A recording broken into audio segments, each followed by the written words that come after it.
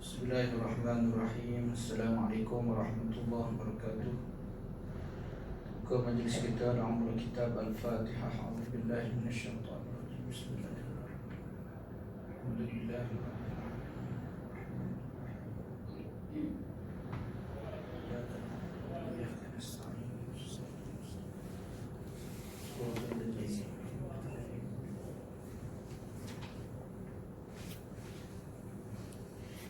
Alhamdulillahi hamdan katsiran thayyiban mubarakan fih. Alhamdulillahi bi ni'matihi tatimmus shalihat. Wassalatu wassalamu ala Rasulillah wa ala alihi wa ashabihi wa man tabi'ahum bi ihsanin ila yaumiddin. Qala rabbi shrah li sadri wa yassir li amri wa hlul 'uqdatam min lisani yafqahu qawli. وقال الله تعالى أعوذ بالله من الشيطان الرجيم وأما من خاف مقام ربه ونهى النفس عن الهوى فإن الجنة هي المأوى. Man Allah yang bermaksud dan adapun orang-orang yang takut berdiri di hadapan Tuhannya serta ia menahan hawa nafsu daripada mengikuti kehendaknya, maka disediakan baginya syurga sebagai tempat tinggalnya. Yang mati lagi dikasihi dari jatang puasa surau, khususnya para tetamu Allah, muslimin dan muslimat yang dirahmati oleh Allah Ta'ala sekalian.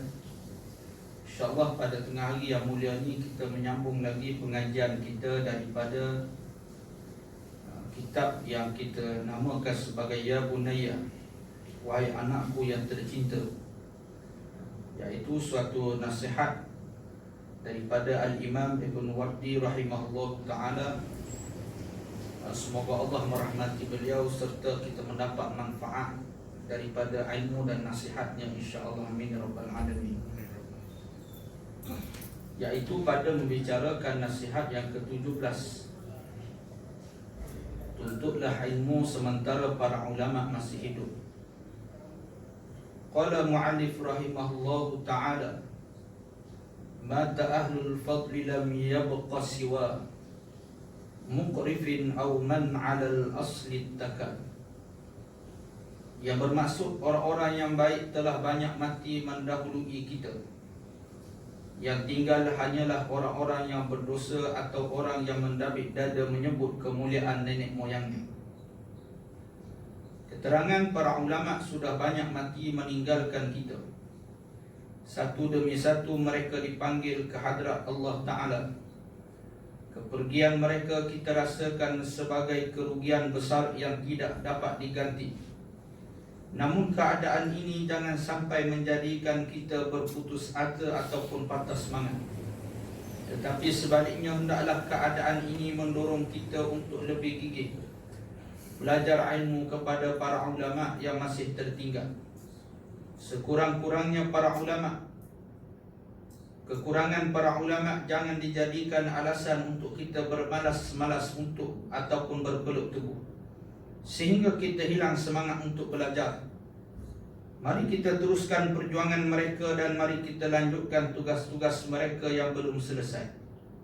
Mari kita hiasi diri dengan ilmu dan amalan yang soleh. Mari kita ikuti langkah-langkah mereka yang penuh berkat. Muslimin dan muslimat yang dirahmati oleh Allah Ta'ala sekalian, nasihat yang ke-17 adalah perihal yang kita sebut sebagai ulama, perihal orang yang berilmu, yang amanah dengan ilmu. Yang kita sedia maklum sebagaimana yang disebut oleh Nabi SAW, wa innal ulama warasatul anbiya wa innal anbiya lam yuwarrisu dinaran wala dirhaman innama warasa wal ilm faman akhadahu akhadha bihadzi wafir. Yang bermaksud sesungguhnya ulama itu adalah pewaris para nabi. Sesungguh pun para nabi tidak mewariskan dinar ataupun dirham, tetapi mereka telah mewariskan ilmu. Barang siapa yang mengambil warisan tersebut, maka dia telah mengambil bahagian yang banyak. Maka yang kita bicarakan pada hari ini adalah berkenaan dengan ulama. Siapa yang nak kembali di atas jalan Allah Subhanahu wa taala, maka kehidupannya mestilah kehidupannya dekat dengan para alim ulama. Di antara beberapa perkara yang menjadi yang sepatutnya menjadi rujukan ataupun menjadi perhatian kepada kita sebagai orang awam adalah untuk menjadikan para ulama sebagai pendamping dalam kehidupan kita. Setelah ketiadaan para nabi dan para rasul alaihi wassalatu wassalam, yang mewarisi ilmu, yang mewarisi amanah ilmu ini tidak lain dan tidak bukan adalah mereka yang alim. Dan mereka yang alim inilah yang sangat mengenali berkenaan dengan Allah, yang sangat mengenali Rasulnya, yang sangat mengenali jalan-jalan yang dilalui oleh baginda Nabi SAW. Maka sebab itu dalam urusan kehidupan kita untuk mendekatkan diri kita pada Allah, untuk menambahkan takwa kita pada Allah, tidak lain dan tidak bukan mestilah dan menjadi kewajipan kehidupan kita untuk sentiasa berdamping dengan orang yang paling mengenali Allah dan Rasulnya. Dan tidak ada orang yang paling mengenali Allah dan Rasulnya melainkan para alim ulama. Maka sebab itu siapa yang sombong dengan para ulama, maka disebut dia tidak akan bertemu dengan jalan untuk kembali pada Allah Subhanahu wa taala. Orang yang sombong dengan para alim ulama, dia tidak akan jumpa jalan untuk balik kepada Allah Subhanahu wa taala. Bahkan kadang-kadang orang yang bersikap bermusuh dengan para ulama, Allah Taala melaknat mereka, bahkan Allah Taala murka kepada mereka. Sebab itu para ulama adalah manusia yang hampir pada Allah Subhanahu wa taala. Maka apapun, termasuklah kalau kita nak faham Quran, orang yang paling memahami Al-Quran adalah para ulama. Maka tidak dapat tidak, bila mana kita nak faham Quran, mestilah melalui lisan para ulama. Bila mana kita memahami Al-Quran dengan akal fikiran kita semata-mata, maka sesatlah akan menjadi, kesesatan kita akan menjadi berlaku dalam kehidupan kita.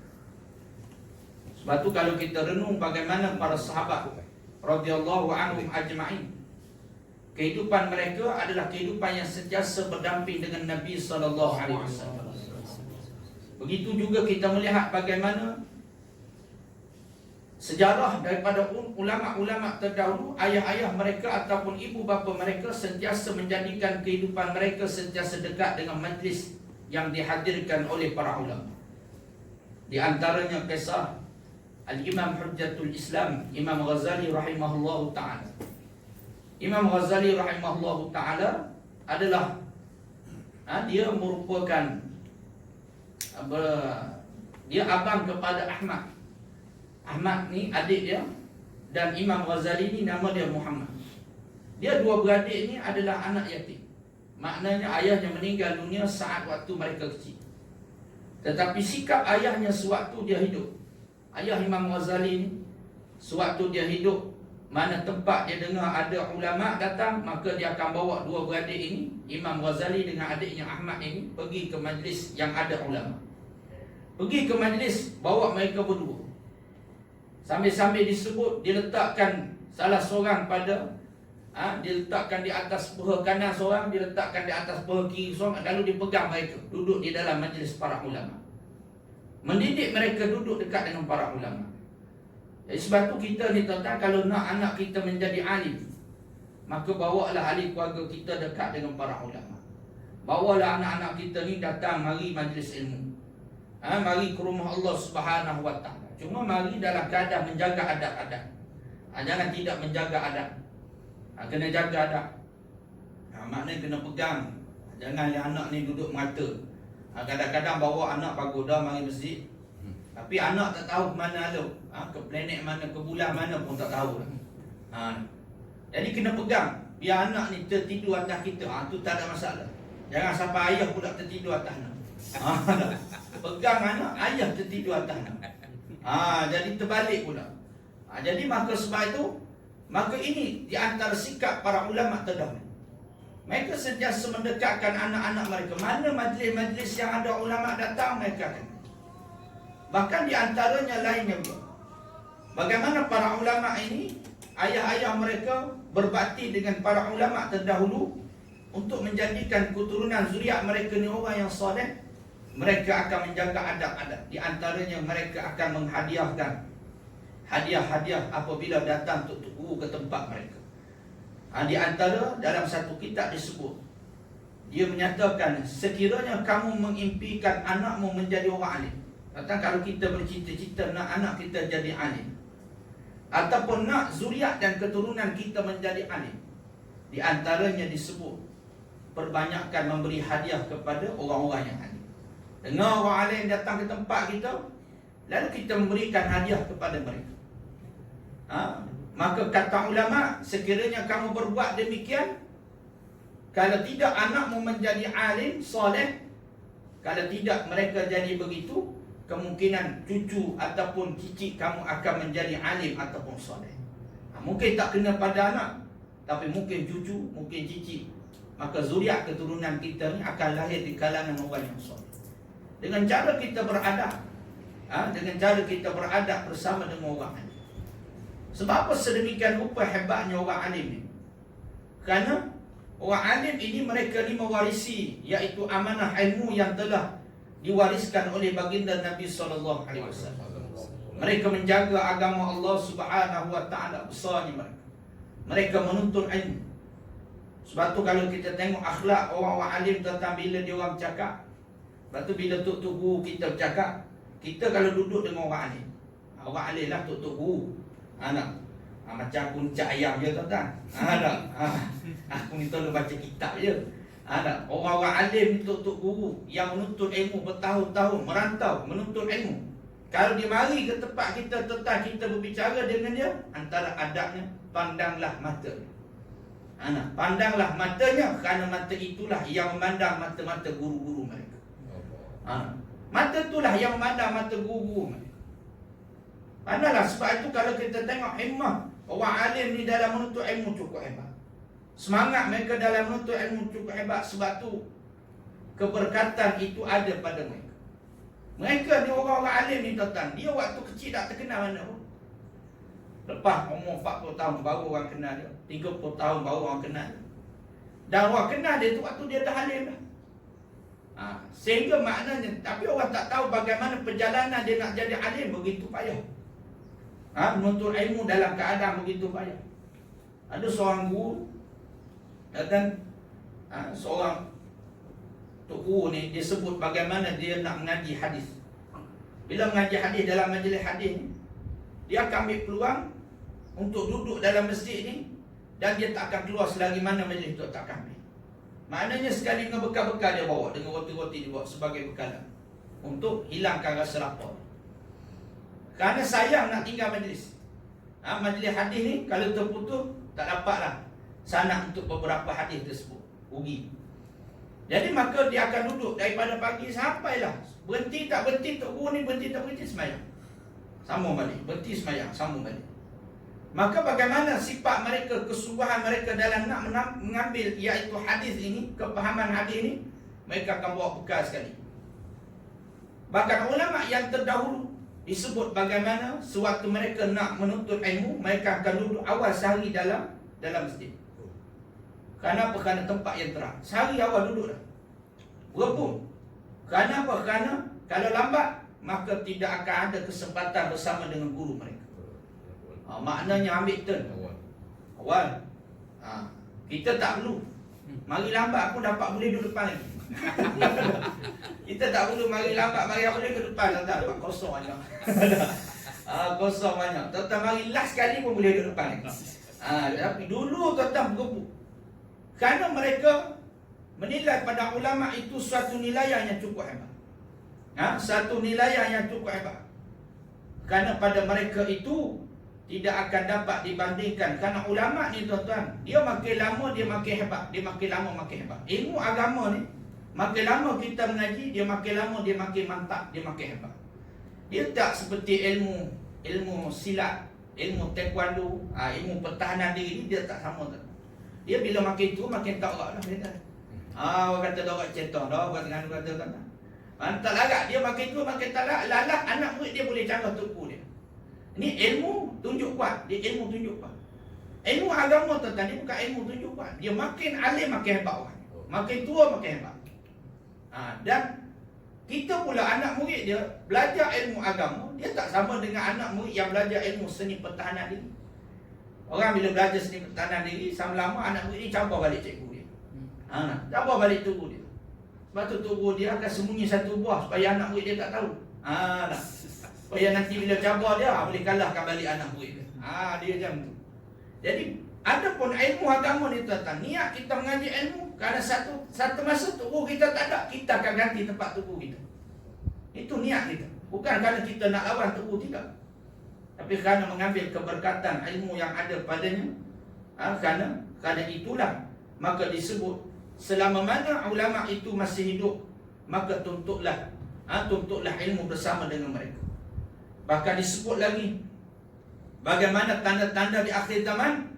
Nabi SAW menyatakan, Inna Allah la yakbidul ilm intiza'an yantazi'uhu minal ibad, walakin yakbidul ilm bibagdil ulama, hatta idha lam yubqi aliman ittakhadhan nas ru'usan juhala fasu'ilu fa'aftau bighairi ilmin fadallu wa adallu. Yang bermaksud sesungguhnya Allah Ta'ala tidak menghapuskan ilmu pengetahuan dengan cara mengambil sekaligus daripada hamba-hambanya. Tetapi Allah Ta'ala menghapus ilmu pengetahuan itu dengan kematian ulama. Sehingga tidak ada lagi orang yang alim. Ketika itu orang ramai melantik ketua-ketua mereka dari kalangan orang yang jahil. Dan apabila mereka ditanya, mereka memberi fatwa dengan sewenang-wenangnya tanpa berpandukan ilmu pengetahuan.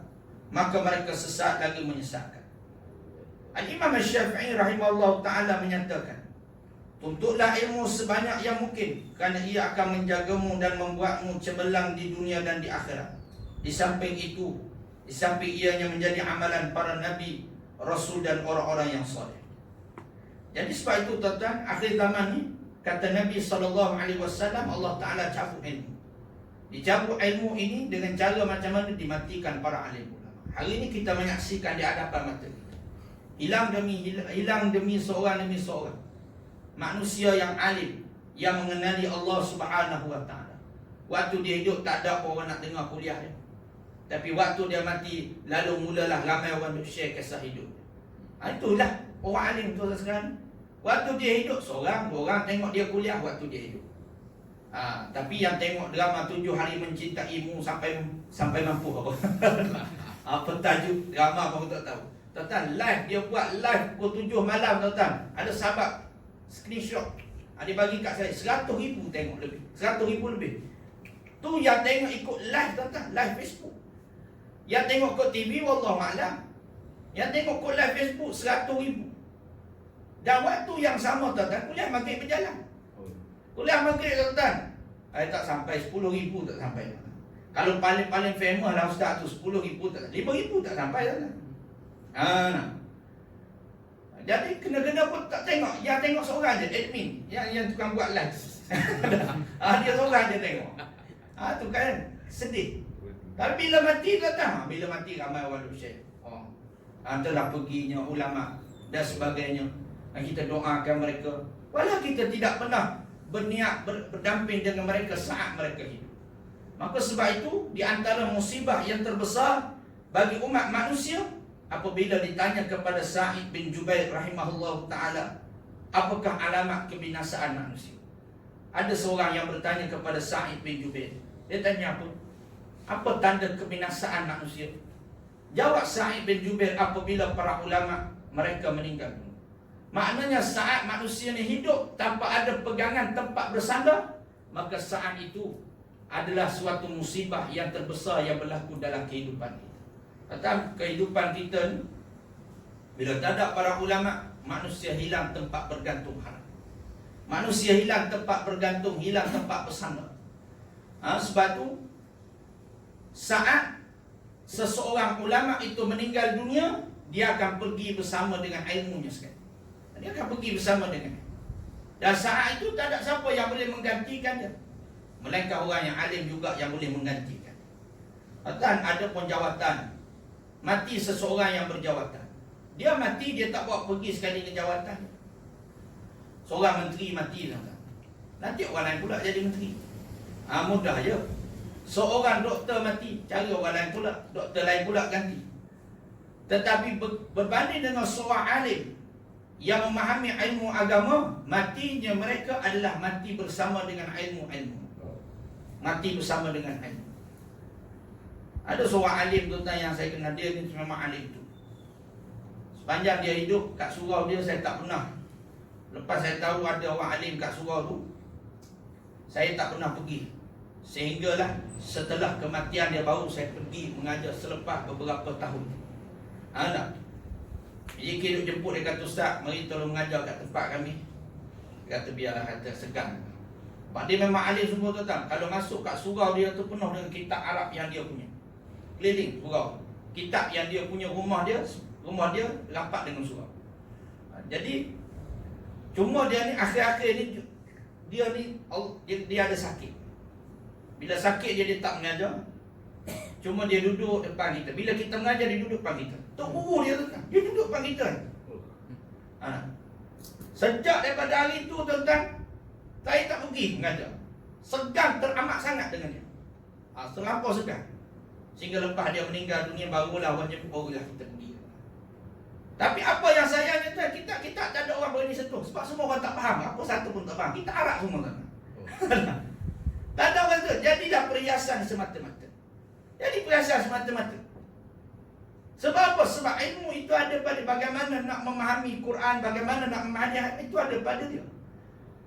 Sebab itu bila meninggalnya dia, rugi, tak ada orang. Satu hapuk pun tak ada orang berani sentuh kitab dia. Sebab tak faham.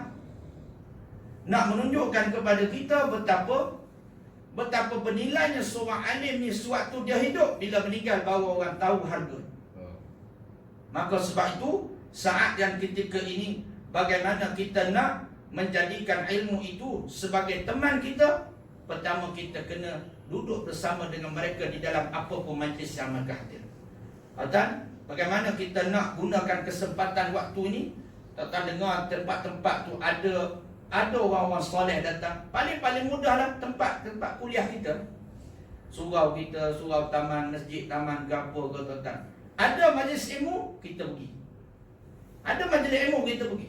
Walaupun yang mengajar tu ustaz biasa, tetapi kita tahu dia mengambil ilmu daripada ulama, dan ulama tersebut mengambil ilmu daripada ulama-ulama yang terdahulu. Maka nak dapat tempias keberkatan itu, maka kita hadir duduk bersama dengan mereka. Dengan keadaan kita beradab, menjaga adab-adab, sehingga menyebabkan insya-Allah siapa yang berkumpul bersama dengan orang soleh di atas dunia, Allah Ta'ala memberikan kepadanya perhimpunannya bersama dengan orang soleh di akhirat. Atas dunia dia berkumpul dengan orang soleh. Sebab Nabi menyatakan manusia itu dia akan bangkit bersama dengan siapa yang dia kasih waktu di atas dunia. Maka tuan-tuan, kita atas dunia hari ini kena ajar anak-anak kita ni, mereka sayang dan cinta kepada alim ulama. Sebab bila kita nak cerita kepada anak-anak kita, ceritalah tentang orang-orang yang soleh. Kena ajar anak-anak kita ni cerita orang soleh. Kita ajar anak cerita sang boya, sang kacir, pak pandai. Tu besar jadi pak pandai. Jadi maka cerita tentang orang-orang soleh. Kita bagaimana sejarah hidup Imam Ghazali. Kita bagaimana sejarah hidup Imam Syafi'i. Kita bagaimana Imam Nawawi menuntut ilmu. Kita bagaimana kesungguhan para ulama terdahulu menuntut ilmu. Tuan-tuan, mengambil semangat-semangat ni kita cerita pada anak-anak kita. Sebab apa tuan-tuan? Saat kita cerita tentang orang soleh, kata ulama, kata Sufyan As-Sawri, akan turunnya rahmat Allah Subhanahu wa ta'ala bila mana kita cerita perihal orang-orang yang soleh. Lepas tu di rumah-rumah kita kena ada buku-buku orang-orang soleh, kisah-kisah orang soleh. Apatah lagi kisah-kisah itu kita bercerita tentang kisah para sahabat radhiyallahu anhum ajma'in. Dia ada satu kitab, saya tak ingat dah apa, yang menceritakan tentang kisah-kisah sahabat yang berada di sekeliling Nabi sallallahu alaihi wasallam. Dia ada satu kitab tu diterjemah dalam bahasa Melayu. Saya ada beli satu cuma dalam bahasa Indo. Bagus kitab tu. Dia cerita bagaimana sahabat-sahabat yang ada di sekeliling Nabi. Ada puluhan sahabat. Dia cerita bagaimana secara ringkasnya kehidupan mereka. Yang mana kisah-kisah sebegini akan menjadikan semangat kita, kasih kita pada orang soleh. Tetapi kalau kita banyak cerita tentang hati pada anak-anak kita, mereka akan kasih pada hati. Itu menjadi ghalib, kebiasaan. Ghalib kebiasaan anak-anak kita ni, dia bagaimana kita didik mereka, begitulah apa yang mereka sayang dan kasih. Apa yang tambah pula, Allah, mak ayah juga minat arti yang sama dengan lagi lah. Lagi lah. Nak katanya kenalnya mereka, arti mereka jauh lebih kenal pada ulama. Tuan kenal orang hari ni pada hati-hati mereka jauh. Mereka kenal dalam yang ni hati ni sepupu dengan hati ni dia tahu. Hati ni kahwin bila, cerai bila, anak ke apa, semua dia tahu. Cuma tak termasuk IC je dia tak apa. Yang lain semua dia apa belakang. IC satu je tak apa. Semua dia tahu kisah hidup hati. Kadang-kadang kita pun dicampur pula dengan media-media yang dia buka hari ni tuan-tuan. Facebook pula cerita mengarut tuan-tuan. Facebook cerita mengarut. Hati bercerai pun nak diheboh. Benda yang tak beri manfaat, faedah sikit pun pada kehidupan kita. Dia nak cerai lantak dia, bukan itu buat kita. Lepas tu Nabi SAW bagi tahu kepada umat dia, tinggalkan kisah-kisah yang tidak bermanfaat. Benda tak bermanfaat, jangan kamu ambil kisah. Bila ambil kisah tuan-tuan, dengan kita akan disibukkan dengan suatu benda yang tidak bermanfaat. Maka sebab itulah, bacalah tentang kehidupan yang banyak memberi pedoman dalam kehidupan kita. Maka kemudian disebut lagi, kematian ulama itu disebut kematian seorang alim merupakan musibah yang tidak tertanggung dan patahnya mercu tanda Islam, yang tidak ditampungnya seolah-olah bintang yang terpadam cahayanya, dan mati satu kabilah ataupun kaum lebih ringan daripada mati seorang alim. Berkata Ali radhiyallahu an, apabila matinya, idza matal alim sullima fil Islam. Kata Sayyidina Ali, apabila matinya seorang alim, nescaya dipatahkan mercu tanda Islam yang tidak mungkin dapat ditampungnya oleh suatu hingga hari kiamat. Bahkan daripada Sayyidina Umar Al-Khattab menyatakan mati 1000 orang ahli ibadah yang berqiyamul lail dan puasa sunat di siang hari lebih ringan daripada mati seorang yang berakal lagi alim. Kata mati orang alim tentang kita tak akan jumpa dah. Mati orang alim kita tak akan jumpa dah. Sebagaimana orang alim itu, kita kenal dia, kita tak akan jumpa orang yang sama macam dia. Kita tak tengok hari ni tuan. Kita tengok bagaimana suasana hari ni, yang betul-betul alim, yang orang panggil dia Tok Guru, berapa kerat kan nak tuan? Tak ramai. Tak ramai. Waktu dia hidup orang tak layan pun tuan. Tetapi bagaimana kesungguhan mereka tetap mari mengajar orang tuan. Sungguh mereka tuan nak hilangkan kejahilan dalam diri manusia. Tapi bila mati baru orang hargai. Antara yang kita boleh kenal yang banyak berkuliah sini juga, Tok Guru Siddiq Noh. Tok Guru Siddiq Noh ni orang alim. Tapi bagaimana dia tetap orang tak layan mana pun dia. Allah, sampai AJK tuan, AJK Masjid Surau dia kata, Ustaz, saya kalau tengok Tok Guru Siddiq Noh Ustaz nak menyitik mata. Tuan bayar daripada Perak semata-mata mari Shah Alam Seksyen 7 tu dia mengajar kuliah maghrib, lepas tu terus balik Perak. Semata-mata kerana mari kuliah maghrib nak ajar kitab. Mari pula minggu depan di atas surah Al-Rahman Seksyen 8, surah Seksyen 7 tu dia mengajar. Bukan berturut-turut jadual dia. Dia mari semata-mata daripada Perak tuan bayang, mari kuliah maghrib balik. Mari pula di surau kat Seksyen 7, mari kuliah maghrib balik.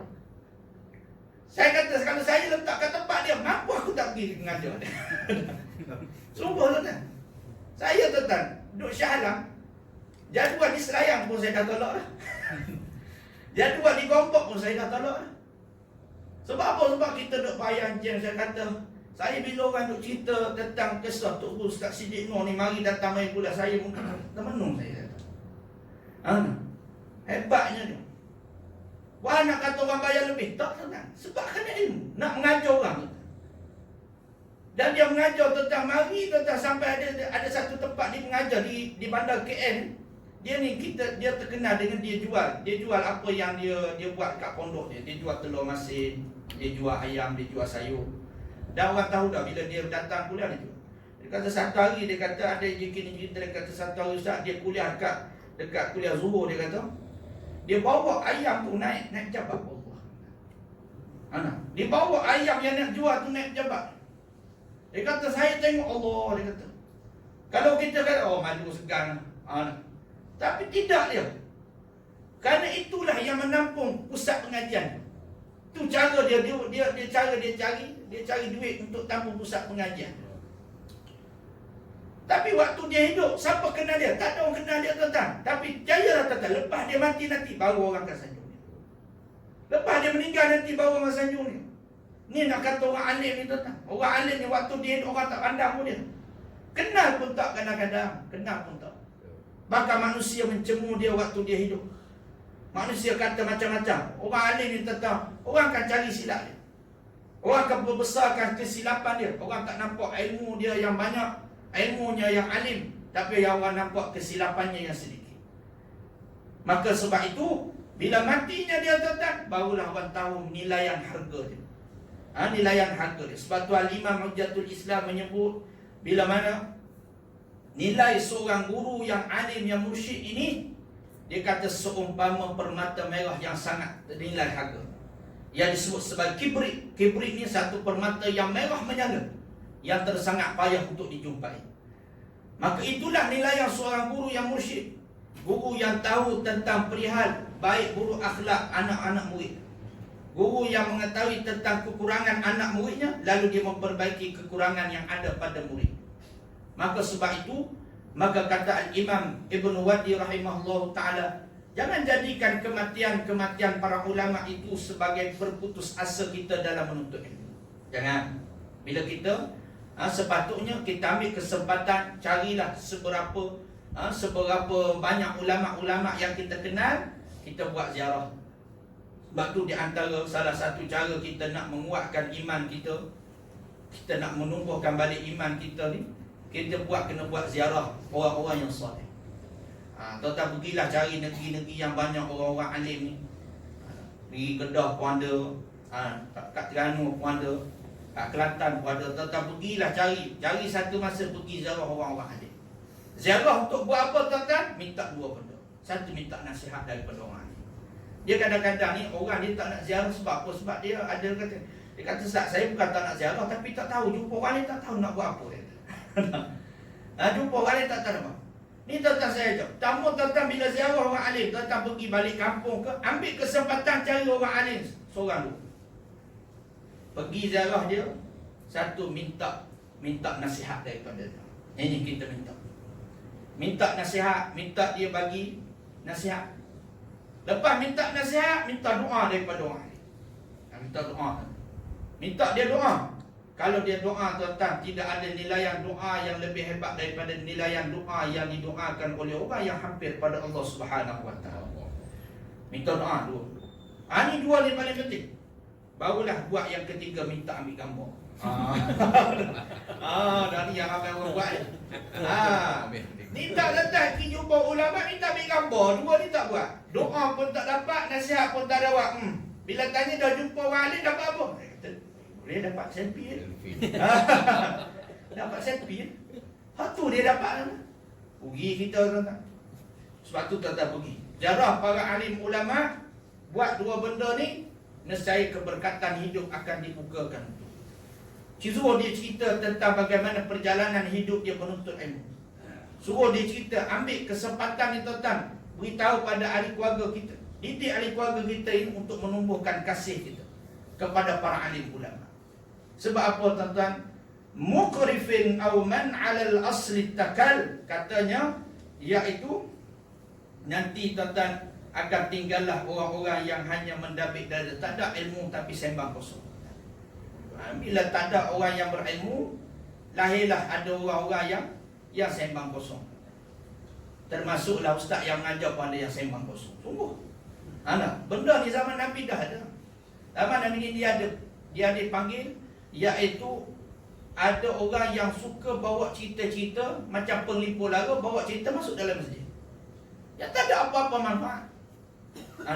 Dan orang sebegini dihalau pada zaman tersebut.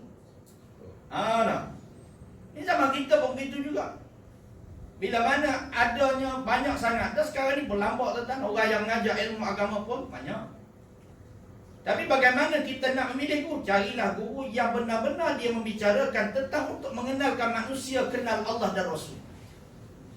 Ni tak jumpa ustaz ni sejam duk sembang kosong tak tahu. Dia bawa kisah bab pandai dalam kuliah tu tak? Dia buat kisah orang ni yang tidak ada asalnya. Duk sembang-sembang. Lala jemaah bolehlah gelak kata apa. Tetapi tidak ada manfaat menumbuhkan iman dan takwa pada Allah. Tak ada manfaat. Banyak tentang. Sebab tu orang yang kita nak jemput kuliah tengok. Hari ni tentang orang tak nilai ilmu, orang tengok dia ni. Boleh buat lawak ke tidak? Jemput ustaz nak kuliah tengok lawak ke tidak? Tuan-tuan, kalau nak tengok lawak ke tidak, baik buka Maharaja Lawak. Tak? Pasal kuliah tazkirah ni nak menumbuhkan iman kita. Rasa kita takut pada Allah makin mendalam.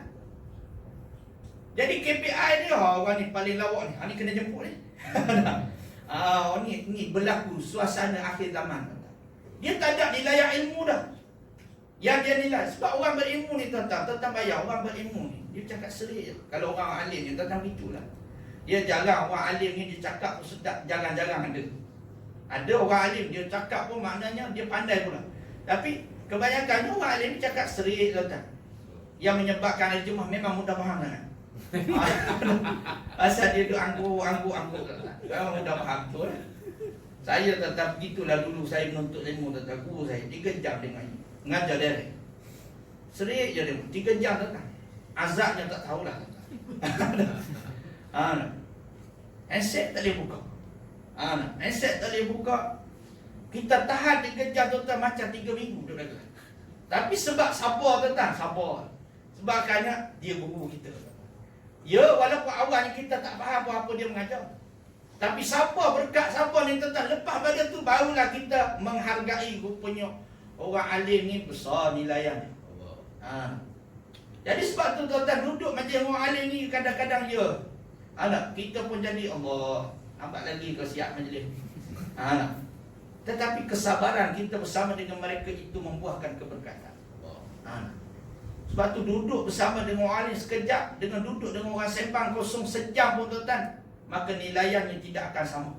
Allah Ta'ala jadi keberkatan itu ada pada orang alim. Jadi maka sebab itu nasihat yang ke-17 ini tuan-tuan adalah nasihat yang berkisah tentang bagaimana kita dalam kehidupan suasana hari ini menghadapi zaman fitnah hari ini. Tidak lain dan tidak bukan tuan-tuan, carilah mana-mana tempat yang ada orang yang soleh, yang sentiasa mengingatkan kita pada Allah. Duduklah bersama dengan mereka, berdampinglah dengan mereka, dan kalau boleh berkhidmatlah untuk mereka. Ini paling besar tuan-tuan, berkhidmat untuk guru kita. Sebab apa tuan-tuan? Ada orang dia sanggup, saya kenal beberapa orang, dia tinggalkan pekerjaan dia semata-mata khidmat dia untuk guru dia. Ada khidmat dia untuk guru dia. Sebab apa tuan-tuan? Sebab bila dia khidmat untuk guru dia, apa jadi? Guru dia akan sentiasa ingat dia dalam doa. Tuan-tuan, tidak ada suatu benda yang lebih besar nikmat bila untuk guru kita berdoa, dia ingat kita sekali. Bila dia doa, ya Allah masukkan aku dalam syurga, dia ingat pula anak-anak murid yang berkhidmat dengan dia ni supaya dimasukkan syurga bersama dengan dia. Ini besar nikmat tuan-tuan. Sebab tu orang nak sangat duduk berkhidmat dengan tok guru. Bawa je tok guru pergi mana? Pergi mengajar sini. Kenapa? Kerana nak keberkatan berdamping dengan para ulama. Jadi sebab tu hari ni tuan-tuan carilah mana majlis-majlis kita kat KL ni banyak tuan-tuan majlis-majlis. Ada Habib-Habib datang hari tuan-tuan. Kita duduk sekali. Walaupun dia tak kenal kita tak apa tuan-tuan. Setidak-tidaknya kelak kita ni ada hujah di hadapan Allah, kita ni pernah bersama dan berdamping dengan orang soleh. Itu paling-paling tidak. Itu paling tidak. Jangan tidak ada sikit pun dalam kehidupan kita ini berdamping dengan orang soleh. Celakalah kita apabila kita ni jauh daripada orang soleh. Bahkan celakalah kita apabila kita menjadi musuh kepada orang-orang soleh. Dia pula bermusuh dengan orang soleh. Ini lagilah celaka. Jadi itu moga-moga kita ni digolongkan dalam golongan iaitu orang-orang yang soleh, yang sentiasa mengharapkan redha dan keampunan Allah Subhanahu wa taala. InsyaAllah tuan-tuan akan datang kita sambung nasihat yang ke-18. Jangan mengharap supaya jasamu dikenal. Apa yang baik itu datang daripada Allah, yang lemah yang kurang itu datang daripada kelemahan di saya sendiri. Tuan-tuan, siapa-siapa yang nak berinfak, berwakaf, saya buka dah tuan-tuan, ada satu lot RM50 wakaf ni, seperti mana biasalah. Ini untuk pembangunan kompleks di Terengganu tuan-tuan. Yang sekarang ni saya tengah usulkan, kita dah siap tambah tanah RM150,000 baru ni. Sekarang ni kita nak beli tiang-tiang untuk piling. Jadi tuan-tuan, insya-Allah yang infak tuan-tuan hari ni untuk kegunaan ni lah yang kita buat. Sebab untuk buat tahfiz percuma di Terengganu pula yang menampung 300-400 orang. Kita di Terengganu tu ada dua. Satu tempat kita sewa satu rumah banglo kita gajikan seorang ustaz, seorang ustazah. Alhamdulillah ada 70 orang pencen yang mengaji Quran secara percuma. Itu pun kita buat percuma. Ada orang tanya, Ustaz, kenapa buat percuma? Salah satunya tuan-tuan, sebab kita tak nak orang tak nak mengaji Quran sebab kerana tak ada duit. Itu salah satu saya buat lah. Dia tak mahu orang ni tak mengaji Quran sebab tak ada duit. Jadi bila kita buat gitu, alhamdulillah 70 orang ni datang mari mengaji dengan cara percuma. Jadi samalah juga kita nak buat yang tahfiz budak-budak ni pun, sebab lepas PKP ni makin ramai mak ayah telefon nak keluarkan anak daripada tahfiz berbayar nak masuk ke tahfiz percuma. Cuma kita tak ada tempat. Tak ada tempat, dah penuh. Sebab masalah kewangan sekarang ni. Jadi sebab tu kita nak buat juga ni, walaupun kita kata nak cari ke mana duit tu, yang tu saya dan sahabat insya-Allah kita usahalah selama mana saya beritahu pada anak-anak pelajar, selama mana kita hidup ni, ini saja saham yang kita ada, nak lahirkan orang yang soleh. Jadi sebab tu tuan-tuan nak ambil saham ni, insya-Allah ambil satu keping ni RM50. Diniatkan atas nama Simati, moga-moga menjadi saham kita bersama. Qul qali hadza wa astaghfirullahal azim li wa lakum. Assalamualaikum warahmatullahi wabarakatuh. Waalaikumsalam.